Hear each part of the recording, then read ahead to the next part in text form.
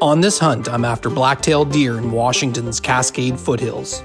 It's here in the Layton Lakes district in the deep damp forest of the Pacific Northwest where catching a glimpse of a blacktail usually comes as nothing more than a flash of an antler or the white of a tail slipping back into the timber. They don't scream for attention like a rutting whitetail, and they don't parade across open meadows like their mule deer cousins. The blacktail is quieter, smaller, wilder. Some folks even call them the ghost of the Pacific.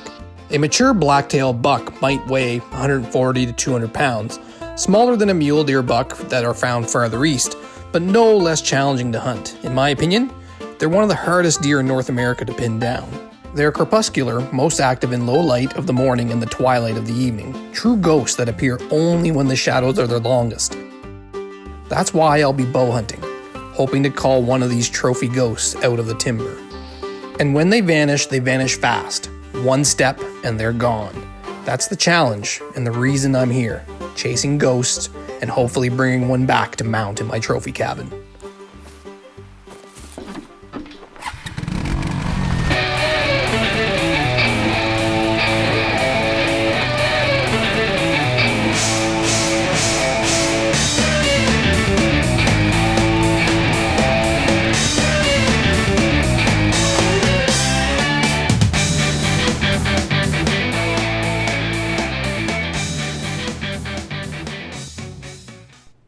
I still remember a story from my childhood, my grandpa telling me about a monster blacktail he spotted on a ridge in Norden.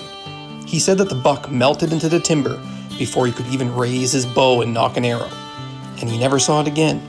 It was the one that got away. My grandpa passed in 2009, and we never had a chance to share a blacktail hunt together. That's a ghost that still haunts me. He was one of the biggest influences in my life. A barrel-chested lumberjack from a time long forgotten, full of love and always quick with a smile. Man, I miss that smile. He left me a few photos and his old recurve bow, and this season's blacktail tag is my chance to chase down that ghost, to hunt the hills of Norden in search of a buck worth bragging about. For this hunt, I'll be basing out of Emily Connor's cabins up here in Norden. Emily works as a fire lookout in the Layton Lakes district, and she's spent years watching the ridges and timber while studying the Roosevelt elk in the area.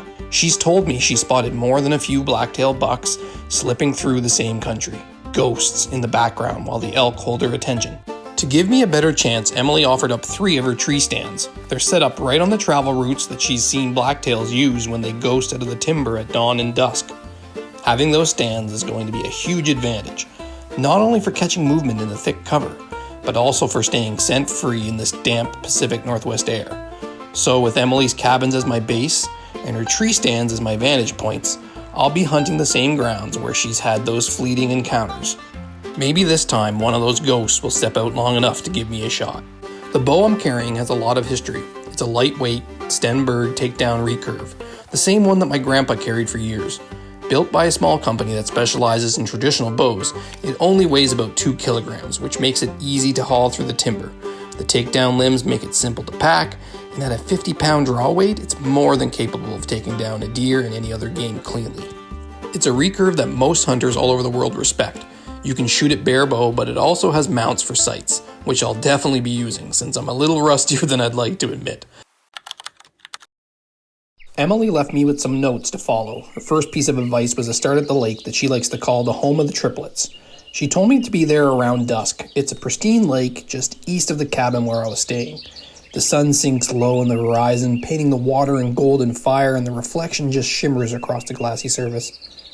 The silence is as complete as I can hear my own heartbeat. A chill wind flickers through the trees, and every breath of crisp autumn air bites at my lungs. Oh, a doe. That's a good sign. Now if only a buck could join her.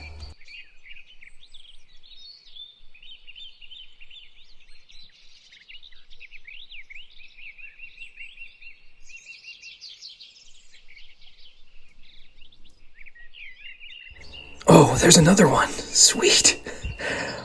Okay, this is a really good sign. 2 does already.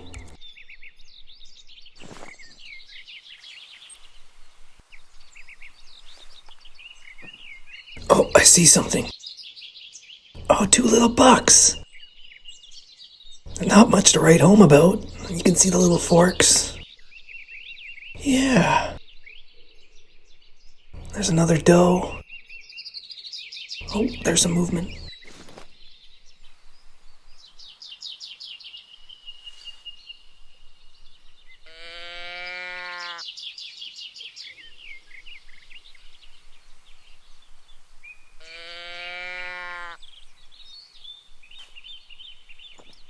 There they are. 3 little bucks.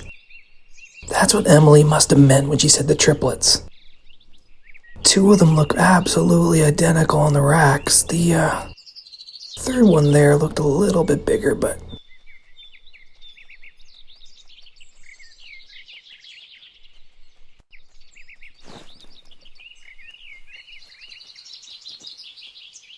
Yeah, they're beautiful. It's nice to see a sign of some bucks, but I'm not going to waste my time and my arrow and my tag on any of these 3 triplets. But if this is any predictor for how my hunt's going to go, it's looking pretty promising right now. There was plenty of sign on the first day, but not a buck worth burning a tag on. I've still got a few more days of chasing ghosts. Maybe tomorrow morning will bring better results. For the second day, Emily suggested a ridge the locals simply call the Hill. She's seen a couple of antler bucks feeding there in the early morning sun as she watched a few of the big elk that she's been watching. I head southeast towards a hillside overlooking a wide open field, prime feeding habitat for local wildlife. It's no surprise Emily marked this spot for observing grazing elk. The terrain, the cover, the visibility, it's the kind of place that just feels right. I glass the area, but the stillness of the timberline gives me more time to reflect than to hunt. Sometimes hunting isn't about the action. It's about patience, about slowing down and letting the forest speak. I can't help but wonder how many mornings my grandpa spent like this. Perched in a tree stand, no cell phones, no distractions, just the quiet rhythm of the woods.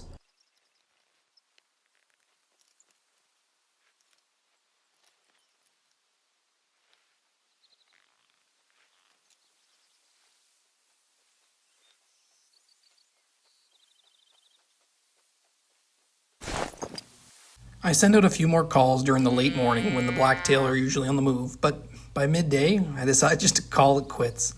Most of the deer are likely bedded down for the afternoon, packing up and making my way back to camp, hopeful that maybe this evening will bring better luck.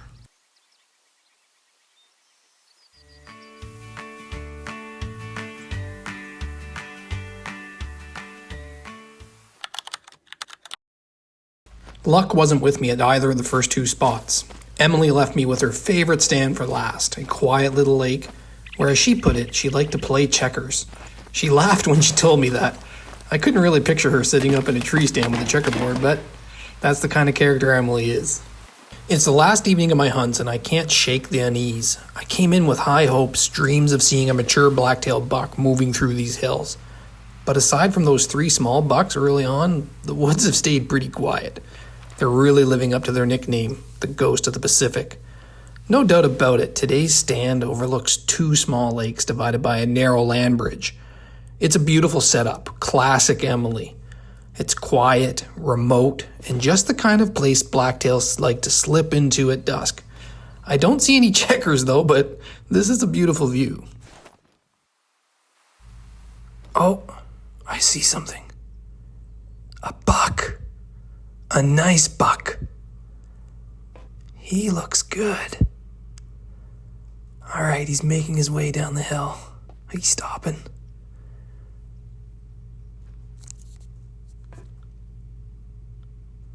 Oh, a doe. An even bigger buck. Wow, and he's got a full-on strut. I think I might have found the buck I'm gonna go after.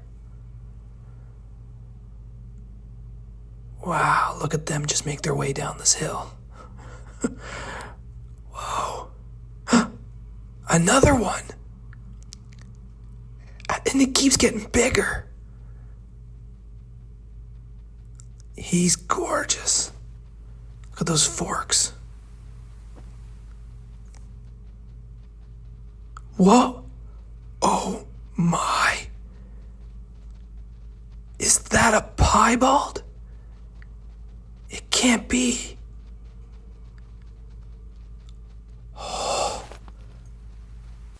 The sight of that huge piebald blacktail reminds me of when I was hunting for a trophy moose and passed on a piebald moose because it didn't feel right. At the time, it was like he was telling me to wait, to listen, to learn. So I did. I wondered, I watched, and now? This one feels different. Same message, different meaning. Not a warning, a gift. He's massive. His antlers rise tall, perfectly balanced, and he moves like he owns the hillside. If he gets within 40 meters, I'm taking the shot. Okay. I just gotta wait for him to join his herd. There he is. Alright. He's about 40 meters away. Nope, not this one. Come on.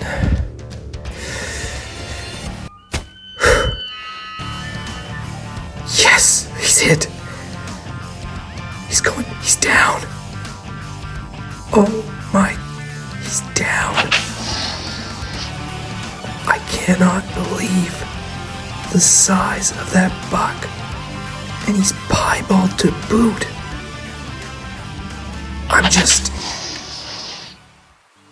Some hunters might ask why I passed on that piebald moose, but not this deer. And I get it. But real hunting isn't just about what you can shoot. It's about what you should shoot. That moose told me to wait. This buck told me I was ready. As I walk up to this beautiful buck, emotions flood over me. My grandpa would have been proud. A true monster buck with that coat. A true ghost that could blend in and out of any forest. But I can't help but laugh. I don't think Emily meant playing checkers at all. I think she meant that this buck was the checkers, with his dark brown and pure white patterned fur. I think the fur was the real prize. Only about 1 in 500 blacktail carry the piebald gene, and to see this one with this size up close is just something I'll never forget. And as a bonus, he's got a beautiful set of antlers, tall, symmetrical, 5 points per side, clean, classic, and majestic. A true trophy. I spend the late evening quartering the buck and prepping the meat to be picked up first thing in the morning. The last thing I need is a black bear sniffing around my harvest. He'll be sent off for official scoring and for a shoulder mount. He's going to look perfect beside my Diamond Roosevelt elk in the lodge. Every morning when I wake up and walk onto the landing, I see my grandpa's ghost. But now, it's not a burden, it's a blessing. For the first time, I can honestly say I've let go of the weight of never sharing a hunt with him. This beautiful piebald blacktail buck weighed in at 175 pounds, with an official score of 146.46, an absolute treasure, and one that I'm proud to let haunt my trophy cabin for years to come. But, they say, he's not the only ghost wandering Layton Lakes, and something tells me I've stirred up way more than I bargained for.